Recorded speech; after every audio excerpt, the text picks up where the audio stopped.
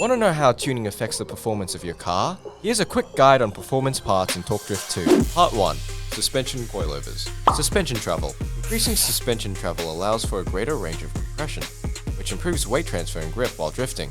More weight transfer to the rear enhances grip, but if the front suspension travel is too high, the car may become too unstable and harder to control. A travel range of 150 to 200 is generally ideal. Ride height. Rises or lowers the center of gravity of the front or rear. Bump. Bump refers to how quickly the damper compresses, working against the spring forces. Lower bump settings make the car squat more, increasing grip if the suspension has enough travel. If the bump setting is too high, the spring can't compress, making the car rigid with poor weight transfer and less grip. It's generally recommended to lower the bump settings in the rear to get the car to squat.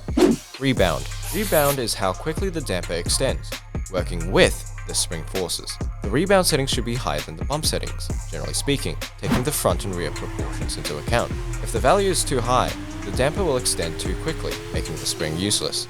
Spring rate. Spring rate controls the stiffness of the spring. The rear should generally have lower values than the front in order to properly squat and put the power down to counteract the engine mass. Stiffer spring rates will reduce the amount of body roll and weight transfer, which will make the car more stable, but the setup will be less grippy. Heavier cars require a stiffer spring to counteract the weight. Make sure to like and subscribe and stay tuned for part 2.